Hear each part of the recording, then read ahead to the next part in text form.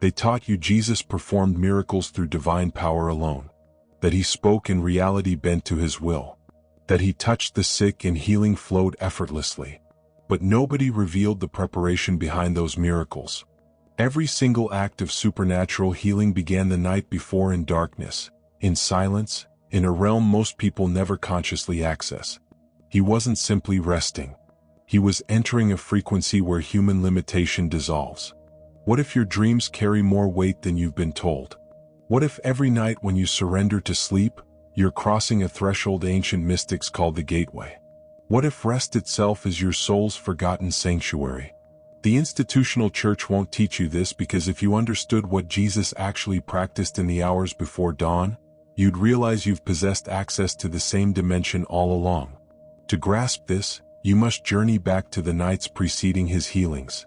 Beyond the miracles themselves, beyond the crowds and daylight testimonies. You must enter the darkness, because that's where the true story originates.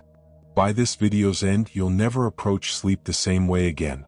Long before alarm clocks colonized human rhythm, before artificial light conquered darkness, before electricity and constant stimulation, communities existed who understood something we've systematically forgotten. They called night the second sanctuary. Picture this: the desert, 1st century. Stars so dense you could see galactic breath. Oil lamps flickering in small stone dwellings where people gathered to prepare for something modern religion has lost entirely. These were the Essenes, a mystical Jewish sect living on society's edges, preserving ancient teachings while the religious establishment calcified into hollow ritual. They wore white robes. They performed ritual purification. They studied scripture with devotion transcending mere memorization. And they held a belief the Pharisees had abandoned, that every dream carries a message from the Father, that every night offers return to Eden. They didn't view sleep as biological necessity. They understood it as communion, a doorway where the veil between heaven and earth grows so thin you can hear divine voice without interference. When sun set, they didn't collapse into unconsciousness. They prepared to encounter the sacred. And this becomes crucial. Jesus was raised among them in wilderness communities that still remembered what night was designed for. When he withdrew to pray, he wasn't escaping crowds. He was returning to a practice taught since childhood: sacred rest. But here's what gets scrubbed from church history, edited out by councils wanting a savior you could worship but never become.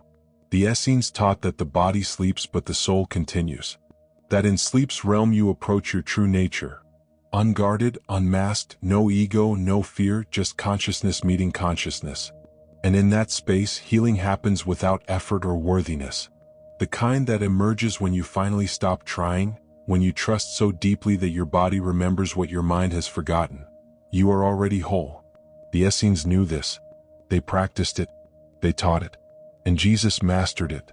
Every single night before performing miracles that would echo through millennia, he entered this state deliberately, fully, with the kind of surrender most people only experience by accident in those rare moments right before sleep when everything finally softens.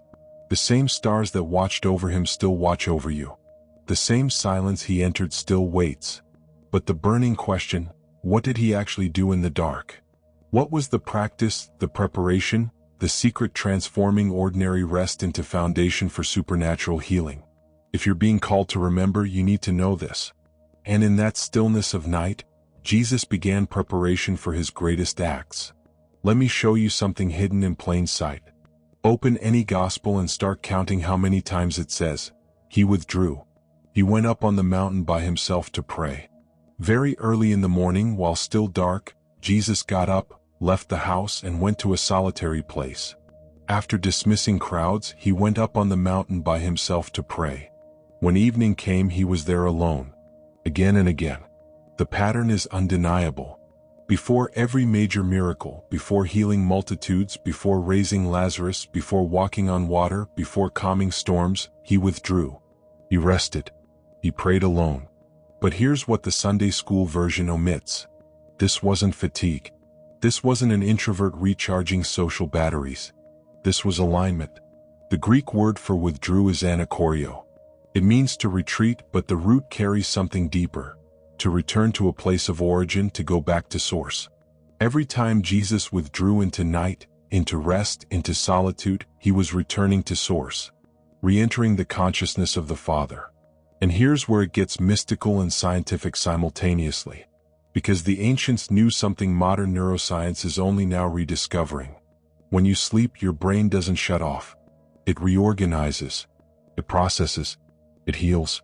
During REM sleep, your brain waves sync into theta rhythms. The same frequency mystics enter during deep meditation. The same state shamans call journeying. The same realm the Essenes believed was heaven's threshold. Science calls it REM. The mystics called it revelation. And Jesus didn't just experience it passively. He used it intentionally, deliberately.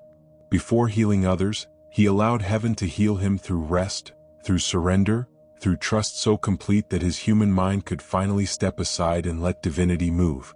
Let me tell you about the night before he healed the woman with the issue of blood. The Gospels don't record what happened that night, but if you know the pattern, you can see it. She'd been bleeding for 12 years. 12 years of suffering, shame, isolation. 12 years of being called unclean by a religious system with zero power to help her. She'd spent everything on physicians. Nothing worked. Then one morning she heard Jesus was passing through. But here's what she didn't know. The night before, in the hours while she tossed and turned in desperation, Jesus had already entered the realm where healing originates, in the deep rest where his consciousness merged with the Father's. The body sleeps, but the soul continues the work of God. And when she touched the hem of his garment the next day, she wasn't just touching fabric. She was touching a man who had become a walking threshold. A man so aligned with Source that power flowed from him without trying. He felt it leave. "Who touched me?" he asked. Because healing isn't something you do. It's something you become a conduit for.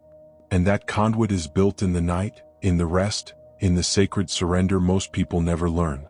If you're realizing that there's a dimension to spirituality you've never been taught and you want to explore these hidden practices that transform consciousness, please subscribe. We're revealing what was deliberately kept from you. Your support helps us continue uncovering these ancient secrets. Now let's go deeper into the practice itself. Or consider the night before he raised Lazarus from the dead. Lazarus had been in the tomb 4 days. His sisters were devastated. Mourners had already gathered. Everyone had abandoned hope. But before Jesus even arrived in Bethany, before he stood at that tomb and called out, "Lazarus, come forth," he had already been to the realm where death has no dominion in his sleep.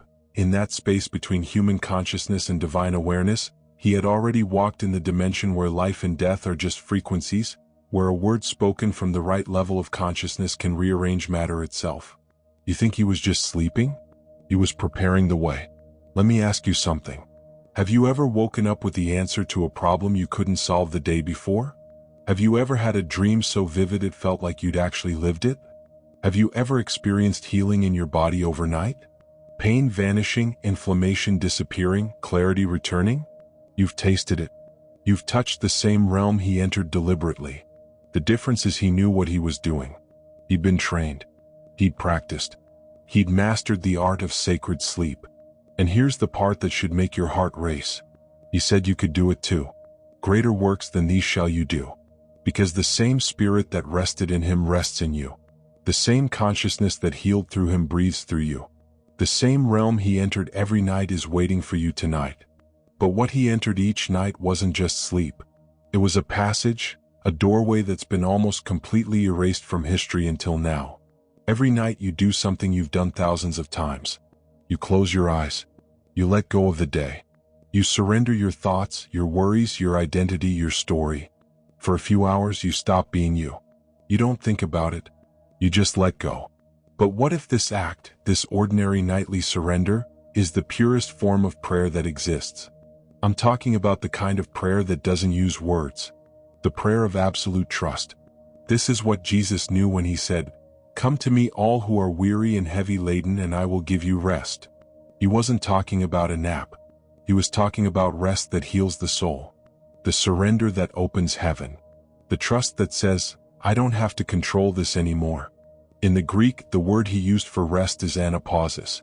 It doesn't just mean cessation of work. It means restoration, refreshment, the kind of deep cellular renewal that only happens when you stop fighting. And here's the key. Sleep was his metaphor for the kingdom itself. Think about it. What happens when you fall asleep? Your conscious mind, the one that plans and worries and judges and controls, finally steps aside. Your ego dissolves. Your defenses drop. All the masks you wear during the day fall away. And what's left? Pure being. Consciousness without the story. Awareness without the armor. This is what he called the kingdom of God, as a state of being you enter every single night if you know how to approach it. The Essenes taught that sleep was the small death, the practice run, the nightly rehearsal for what mystics call dying before you die. Because in sleep you release everything. Your name, your history, your pain, your identity. And for a few hours you exist as pure consciousness. The same consciousness that created the stars, that beats your heart, that knows how to heal your body without you having to think about it. This is why Jesus spent so much time in rest before performing miracles. He wasn't recharging. He was practicing surrender. Every night he would lay down his human will, his human fears, his human limitations. And he would say the same prayer that would later echo from the cross. Father, into your hands I commit my spirit, at just once. Every single night. And in that surrender, something happened that most people never experience consciously. He merged. His human consciousness and divine consciousness became one stream, one awareness, one power. This is the secret they don't want you to know. Because if you realize that the same thing happens to you every night, that you too have access to this state, you wouldn't need the priests anymore. You wouldn't need the rituals or the intermediaries or the institutions claiming to stand between you and God. You'd realize the temple is already within you and the doorway opens every single night. Let me tell you something you've probably felt but never had words for. You know that moment right before you fall asleep when your body is heavy and warm and your thoughts start to drift, and there's this softness, a peace that doesn't come from anything external? A quiet that feels like coming home? You've tasted it. That's the threshold. That's the edge of the kingdom. And most people cross it unconsciously, accidentally, without realizing they're standing at the doorway to everything Jesus taught. But what if you could enter it deliberately? What if, like him, you could approach sleep as communion? What if tonight when you close your eyes you did it the way he did? With intention, with reverence, with the understanding that you're opening up to the divine.